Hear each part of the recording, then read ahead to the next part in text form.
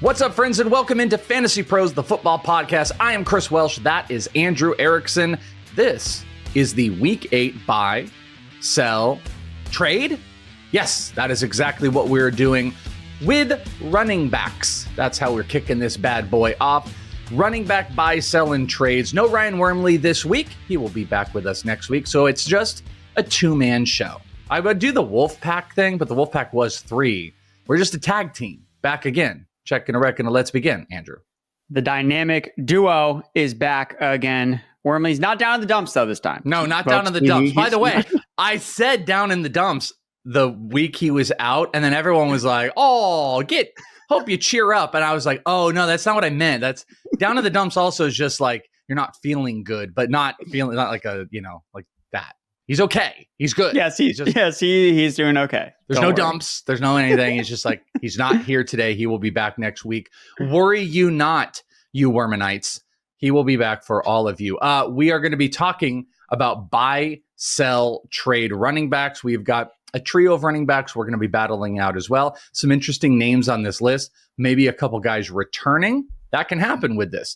You can buy a guy in week 3. They could be someone that is plausible to buy in week 7, or there could be a buy that turns into a sell. That all happens. It's all on the table.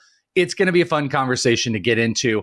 But because we are coming off of Monday Night Football, and of course, there's travesty. There's always travesty coming off of any given week. Monday Night Football, brutal. They don't do as, the whole like they giveth and they taketh.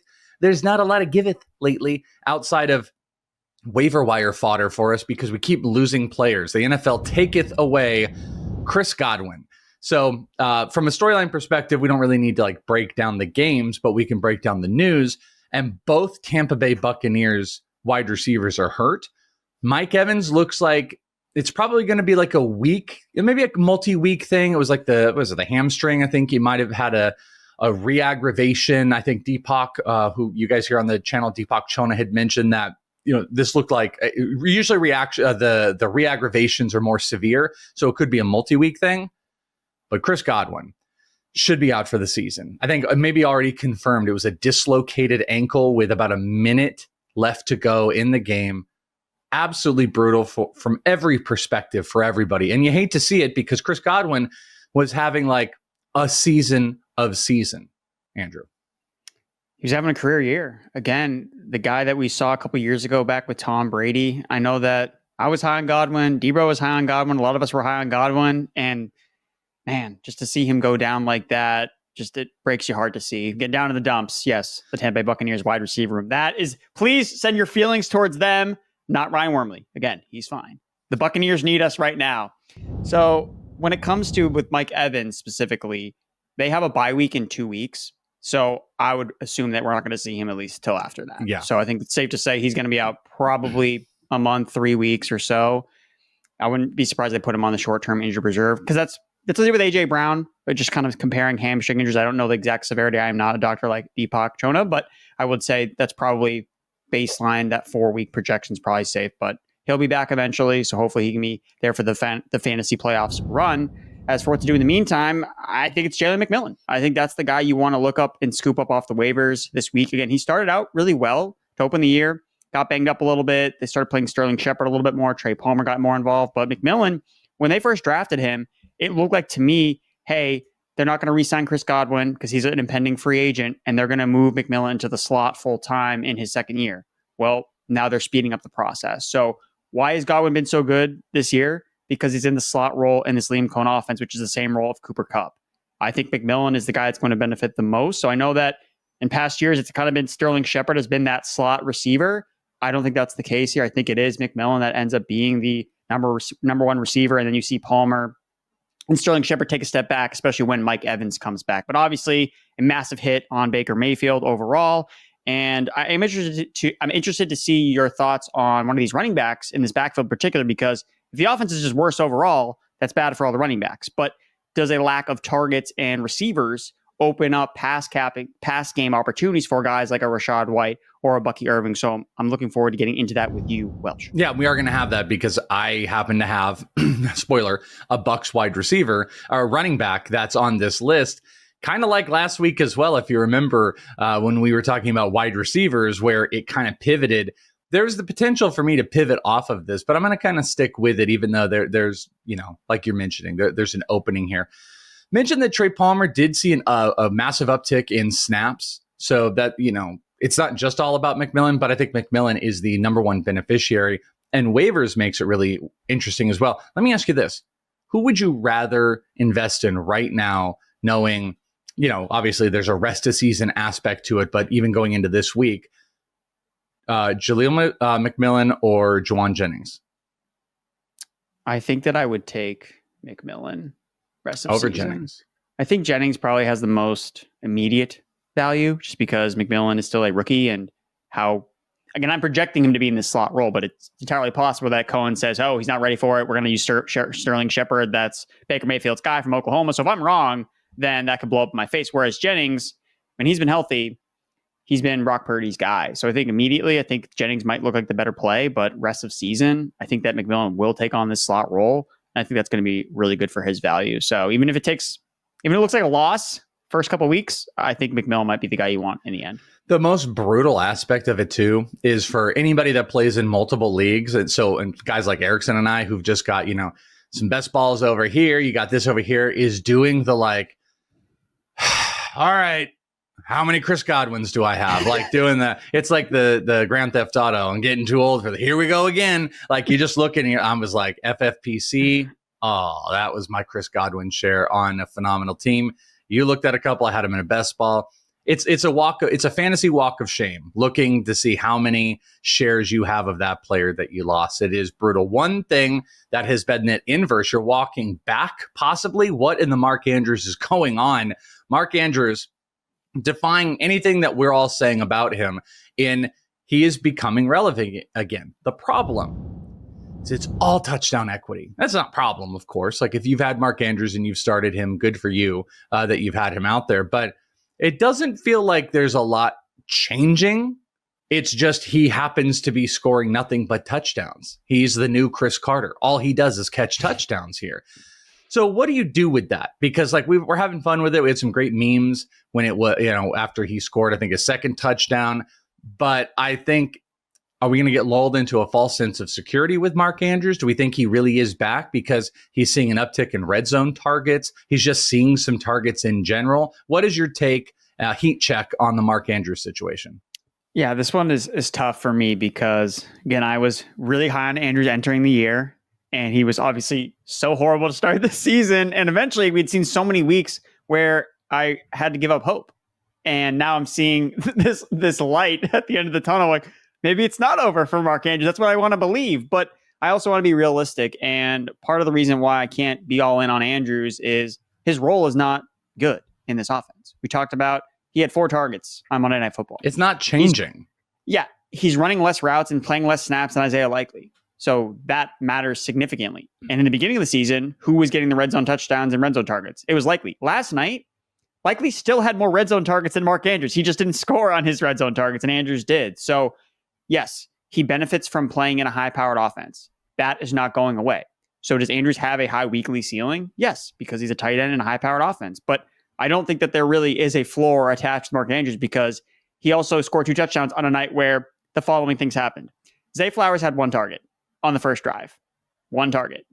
Isaiah Likely didn't score in any of his red zone targets. Derrick Henry scored 0 rushing touchdowns. He still had a receiving touchdown, but Derrick Henry scored 0 rushing touchdowns. So really kind of a perfect storm. It's also a really good matchup against the Tampa Bay Buccaneers. So it pains me to say this, but I'm probably leaning more on if somebody believes that Andrews is all the way back, I think you got to trade him and try to sell up to get one of these more consistent tight ends. If I can flip Mark Andrews to get Brock Bowers right now. Yeah, you can't do that though.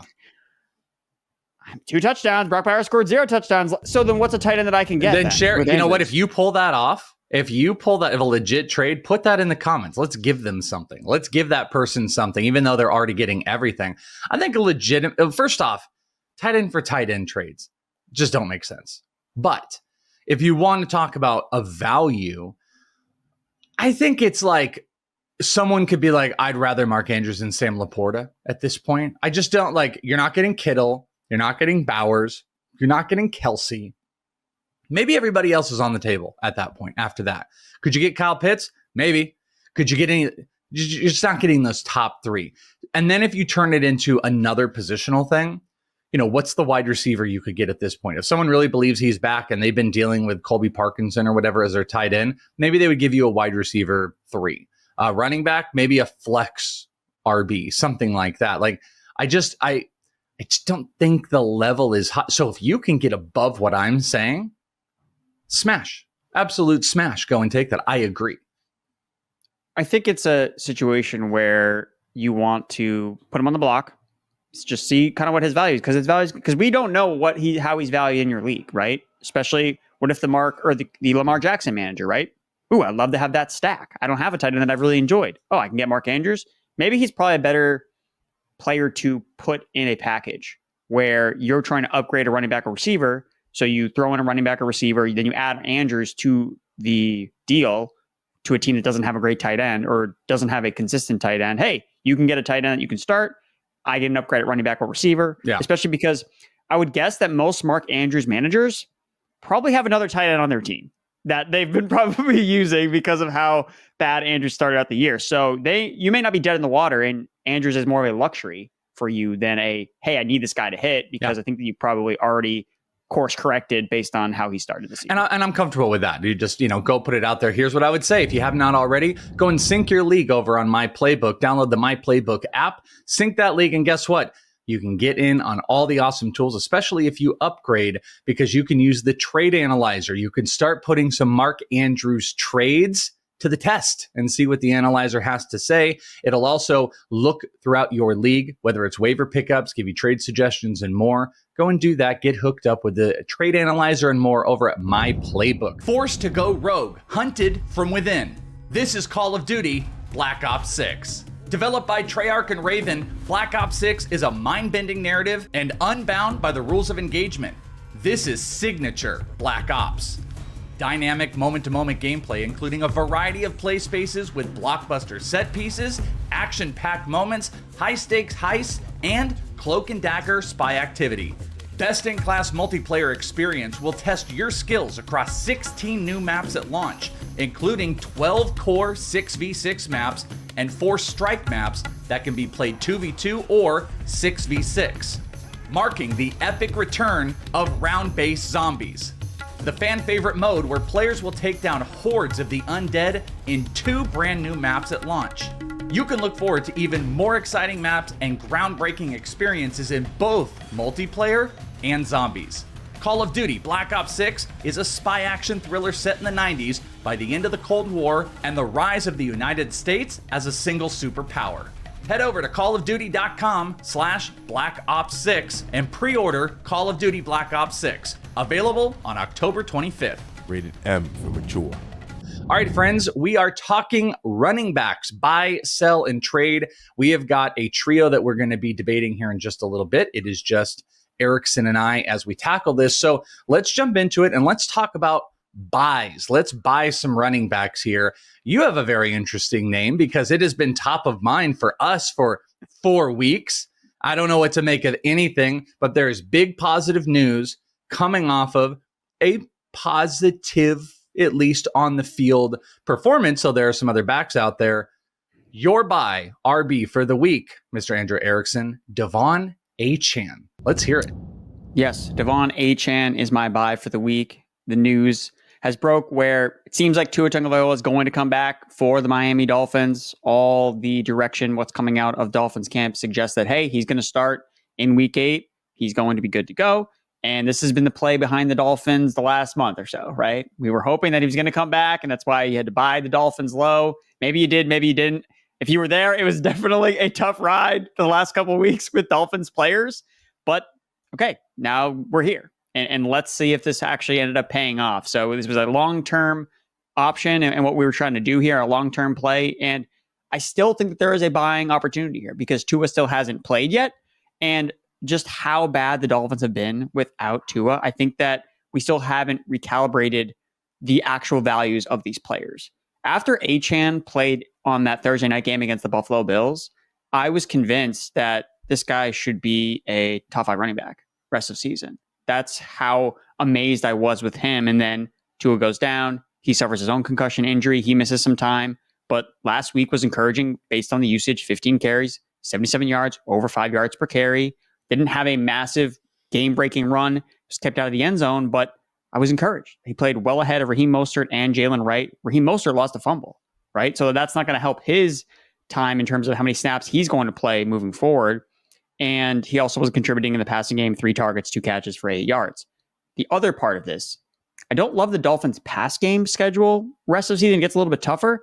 But when you look at the schedule for the Miami Dolphins running backs, Welsh, this is who they're slated to play. So they're playing Arizona in week 8, Bills, Rams, Raiders, Patriots, Packers, Jets.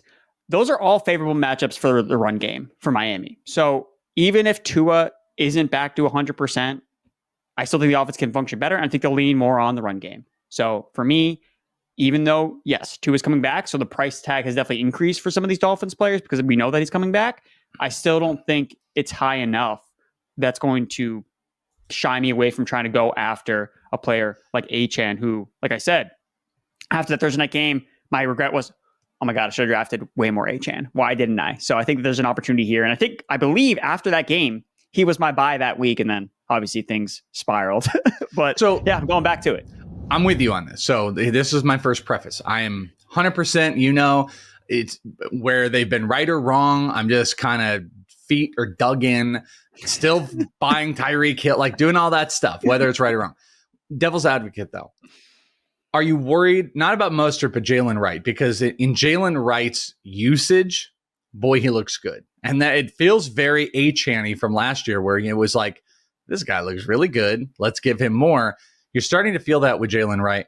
What looks like is happening is Jalen Wright is supplanting Raheem Mostert a bit, but they are going to create this the 50% of Achane and then these other two maybe splitting 25. So the devil's advocate is like, are you worried at all, not just saying Mostert, but like that a guy like Jalen Wright could take away some of this usage? Because one of the biggest, most positive things has been that we've seen an uptick in touches for Devon Achane. So is there any concern about what's floating around?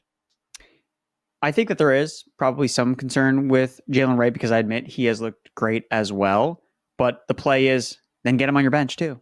He's still out there on a lot of waiver wires because he's still kind of viewed as the number 3 running back on this depth chart. So yeah, I think that's a good approach to get. Again, the schedule benefits all these running backs on the Dolphins. So if it's not Achane that you're getting, then make sure you get Jalen Wright.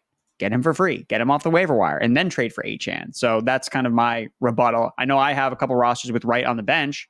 Those are the ones I'm probably going to be more likely to go after Achane because, hey, I feel good about having the handcuffed on the bench just in case Achane gets banged up again or this backfield shifts. That way I'm not totally left dead in the water going after Achane. But if Achane hits, man, we've seen the ceiling with this guy, and it's nuts. Yeah, and that's a big thing. It's a ceiling play with him. All right, the running back that I am buying is Brian Robinson Jr. I want to buy Brian Robinson. Man, no one has come up in more trade talks, I feel like, in the last 2 weeks than Brian Robinson. And all of them are people trading away. Every show. You guys want to check it out over on Discord. Erickson and I, the tag team, we are back on Thursday. Maybe not this Thursday. It's a little bit later, but every other Thursday at 2 p.m. Eastern. Live show, fantasypros.com/chat. There's other shows. The Monday show, trading Brian Robinson. Last week's show, trading Brian Robinson. It continues to come up, and I'm really not so sure I want to be in that spot because of the consistency. We got him back. There's been some, banged up injury stuff that's been floating around. He missed a game last week, 12 for 71 and a score. He's played in 6 games. He has scored in 5 games. He is continuously scoring. Daniels, that maybe if he's playing, maybe they're going to take a little bit off of his shoulders. The volume has been the biggest question with Brian Robinson, but not the production. And I feel like I can stomach that when you're talking about, a guy that needs to build up. We've seen 16, 17, and 21 carries so far already this year. And we've seen a couple dud, at least, rush attempts. But from his actual production, this was a funny thing. I ended up on Fantasy Points Data, shout out to them. You type in Robinson and the 2 running backs, you also got Bijan.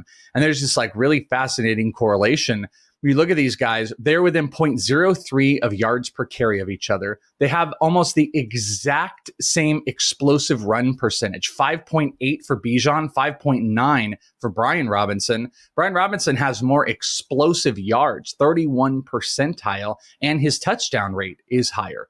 It's just about him getting a few more carries, which I think we are lying into. And people are just not feeling Brian Robinson a whole bunch. I also love the floor of him. Now, that's the funny thing because there's not a lot of volume. I went and looked at fantasy points per week over on FantasyPros. There are only 4 other running backs besides Brian Robinson that have scored double-digit points according to half PPR every single game this year. That's it. He's 5th. He is 5th among all running backs. There are only 5 that are at least scoring 10 points. So you have consistency. You've got an offense that is moving and scoring with Jaden Daniels. And I just don't think people have this big buy equity on him. I believe he's 15th in scoring among running backs, and he's kind of being sold outside of the top 15. So I kind of like the idea of buying Brian Robinson moving through the rest of the season, even though there's little injury stuff out there. But what say you on the Robinson side? Yeah, I think I like Brian Robinson a lot too. He's been a player that I think that we liked overall in the draft community here at Fantasy Pros, and you just laid out all the numbers.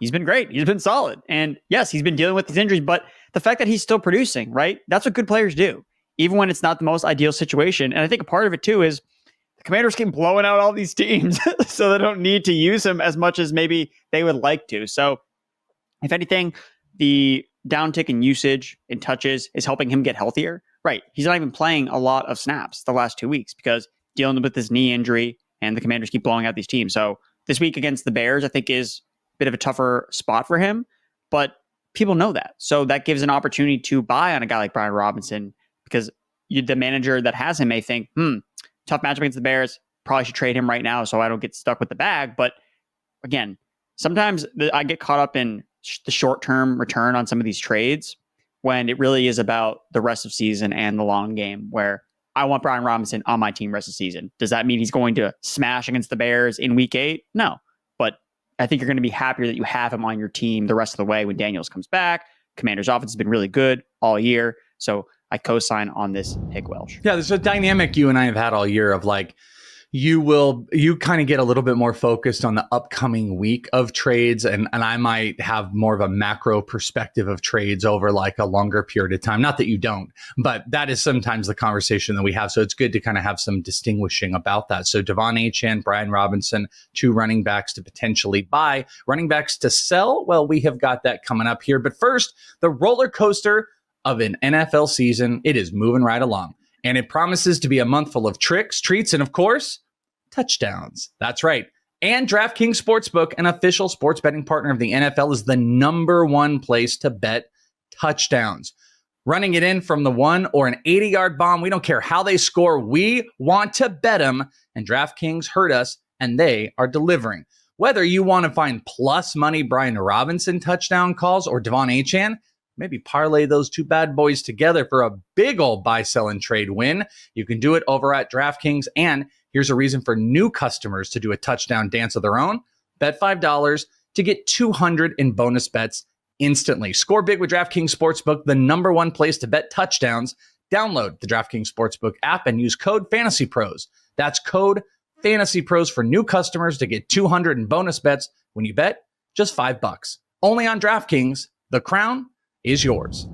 Let's talk about running back sells. Who are we out on? Who are we getting out of the market on? Let's kick it off with you, Mr. Andrew Erickson. Who is your RB sell?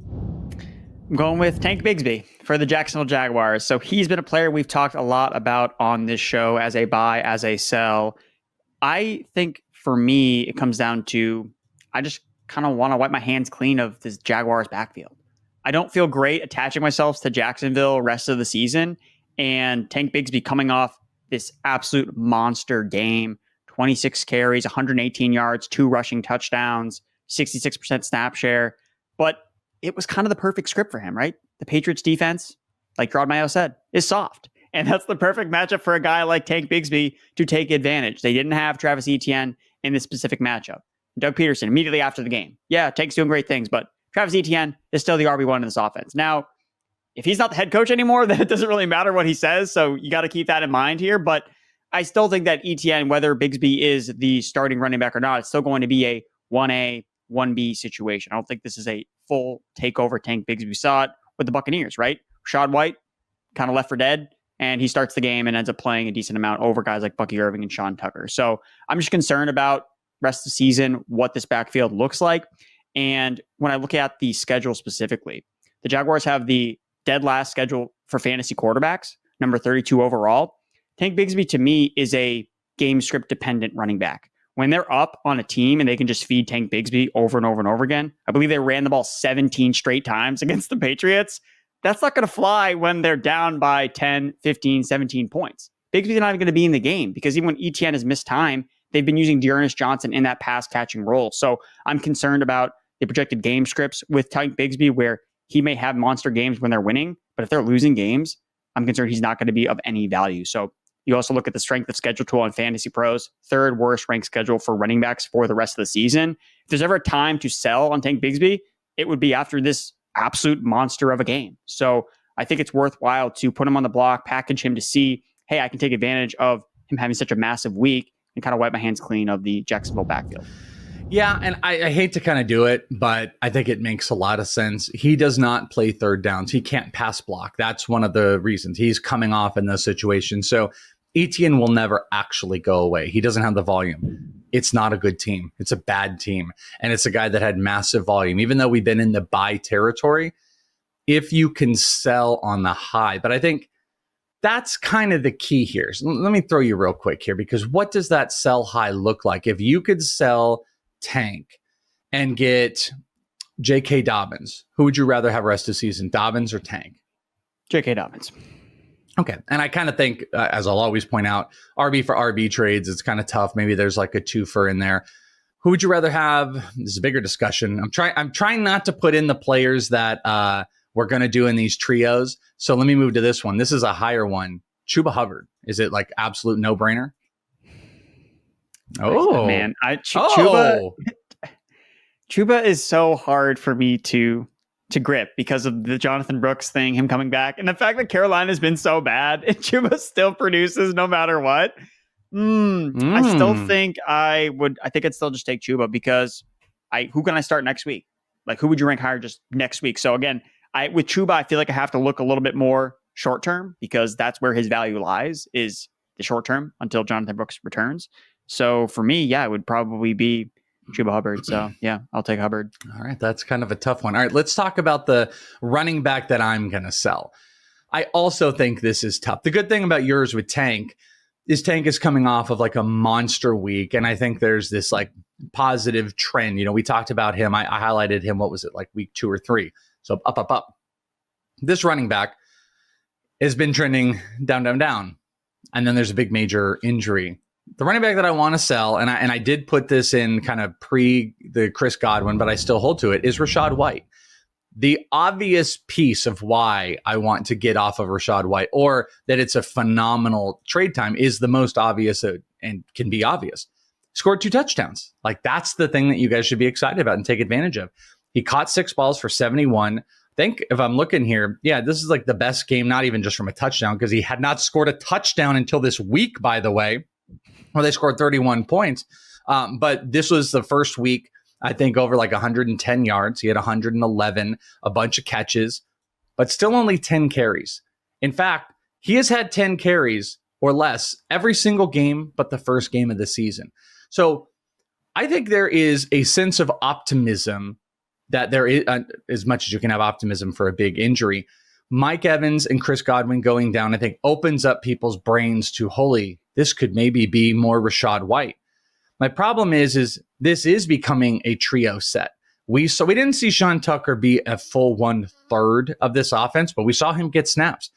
Bucky plays both sides of this. This is not like ETN and Tank Bigsby where Bucky doesn't come in on passing downs. No, he does catch the ball. He will play a full complement of who Rachaad White is. So this is a 3-down system where Bucky Irving still looks like the most explosive. Rachaad White, you know, one of them was a nice screen pass touchdown. Like, he plays his role. But if there was a time for you to move out of the Rachaad White business, it is literally this week. on top of the big catches, and now the big pass catchers being gone, it's a perfect storm of value where people can sell themselves on Rachaad White might not be done. I do not, because he doesn't have great volume as far as the rushing side goes. He's going to be limited, I think, overall on the receiving side, and the effectiveness, because as you mentioned, this hurts Baker Mayfield. How much are they going to be able to move the ball down the field? I don't know if there's a better time to move off of Rachaad White here, but the big question is that the smart move because they lost the pass catchers? And what does it really look like? So what say you about trading away and getting out of the Rachaad White business? I think that your best bet is probably to trade him away based on the touchdowns, like you said, trusting the process. Primetime game, scores multiple touchdowns. And something I wrote about in the fantasy forecast this week was, Welsh, how many people do you think started Rachaad White last night in their fantasy leagues? Oh, God. Like, if you, an all of fantasy, probably like 2%. Right, because we didn't even know if he was going to play, right? Yeah. That was still up in the air whether he was going to play. I don't think that he was ranked very high in ECR because of the unclearness of, is he even going to play in this matchup? And Thank you, Best Balls, by the way. Thank you, Best Ball. This is the only situation where that benefit. And I did have him in one of my Millie Maker Best Balls. So thank you for that, but nothing else. Best Ball is so great for Rachaad White and Dontavian Wicks. The best things for Best Ball. But going back to White, and again, writing in the forecast this week, I talked about people are super frustrated with White, right? You've benched him all year. He's been hurt. He's been horrible. And then the 1 week he goes off, right? He's on your bench. So those people are pulling their hair out because they can't figure out what to do. You trade him away. That's what you do. Because although you didn't benefit from him scoring 2 touchdowns, you can still benefit it by trading him away and getting something of value back. So look at it that way. Because one of the things that I think is curious with fantasy football is it creates this dynamic where you're actively cheering against the guys you have on your bench, right? Because you don't want them to do good because you bench them. But at the same time, you should want all your players to do good because that accrues value on your team. So that's something I was thinking about this week. So similar with if you didn't start paying Bigsby, well, don't feel bad. Trade him. That's what you got to do. Again, there was something holding you back from starting this player anyway. I think you should take advantage when they have a spike in production, a spike in value. So I'm going to, again, I understand where there is some hesitance about, well, his receiving role should increase with the receivers hurt. But if anything, that means now people will be willing to buy him. As opposed to, it's just going to be the same old thing with Rachaad White. No, I think there's a window to sell, and I think you should take advantage. We've got some trios, but first, hey guys, low testosterone affects about 30% of adult men in America. Are you feeling the drag of fatigue, noticing a dip in muscle mass, or sensing a slump in libido? If so, it's time to get your testosterone levels tested. If you have low T, Kysotrex is an FDA-approved pill that's changing the game in testosterone replacement therapy. In fact, Kysotrex restored testosterone levels in nearly 9 out of 10 clinical study participants, and its unique formulation bypasses the liver to avoid liver damage. It's time to break free from injections, pellets, and gels. Choose Kysotrex and take a step toward being the hero of your life again. To see if you qualify, visit Kysotrex.com and take the low T quiz today. That's KYZATREX.com. By prescription only, Kysotrex is a controlled substance and can be a target of abuse. Kysotrex is not for use in pregnant women or men with prostate or breast cancer. Safety and efficacy in those younger than 18 is not known. Tell your doctor about all medical conditions and medications. Serious side effects include increased blood pressure, worsening prostate symptoms, increased risk of prostate cancer, blood clots in the legs or lungs, decreased sperm count, liver problems, enlarged or painful breasts, and breathing problems while you sleep. Common side effects include swelling of the ankles, feet, or body, increased red blood cell count, and increase in prostate-specific antigen levels. PSA is a test used to detect prostate cancer. Report these symptoms to your doctor. Call your doctor to learn more about Kysotrex. For questions or more information, visit Kysotrex.com or call 1-833-949-5040. All right, we've got just a couple RB debates here. Some trios. Mr. Andrew Erickson, buy, sell, trade, Javonte Williams, Rhamondre Stevenson, Rico Dowdle. Your 3, buy, sell, or trade. I can never seem to be on the right side of Javonte Williams, so I'm just going to hold him because they play the Carolina Panthers this week. The gift that keeps on giving to opposing running backs. So hold Javonte. Stevenson versus Dowdle. I don't know if you can get really anything for Stevenson right now. So he's probably going to be you can't sell him. So he'd probably be a buy for me just because he's absolutely dirt cheap. The offense has been at least encouraging with Drake May under center. So maybe the things kind of change a little bit, but don't love buying Rhamondre. But just based on the price tag, I think that he'd probably be the dirt cheap price tag player to buy. And then Rico Dowdle will probably be my sell. Just he's the Dallas Cowboys starting running back. We'll see how it shakes out rest of season with him. But I think Rhamondre is the better player than Rico Dowdle. So I'll go with the player here and sell Rico based on he's Dallas Cowboys RB1. Maybe you can get more for him. Again, it really comes down to who can I get more for between Rico and Stevenson? Because again, I have concerns about both guys rest of season. Ugh, I put this together and I'm looking at it and I'm like, yuck. I am going to sell Rhamondre because my biggest problem with, you're not wrong about this. I guess again, this is another dynamic change. Sometimes you want to look at these guys and like, what's the best return I can get? And sometimes it's more of a like, oh, the production long term. And I feel like it's not a return thing. It's more like I'm selling off of Rhamondre because I am worried if he is not a bell cow, I'm not sure what he can be in this offense totally. And we saw Antonio Gibson. We saw who is I'm forgetting Jermichael Hasty. So I wanted to call him like McNasty is what I wanted to call him, but Jermichael Hasty, and maybe that's a good nickname. Maybe that is his nickname. Getting a little bit more involved in there as well, especially on the receiving side. And Rhamondre not being involved 100% gets me a little bit worried. So I guess I kind of want to sell on that. I guess I would hold on Dowdle and buy Javonte Williams. I don't like buying any Bronco. I really don't like. I don't like any of these guys. That's the goofy thing and kind of why I put this together. This is a very like not me group, even though I wanted to be on Rhamondre. I could be convinced to swap Rico and Rhamondre, but you were kind of saying the same thing. Do you like Rico more than Rhamondre rest of the season?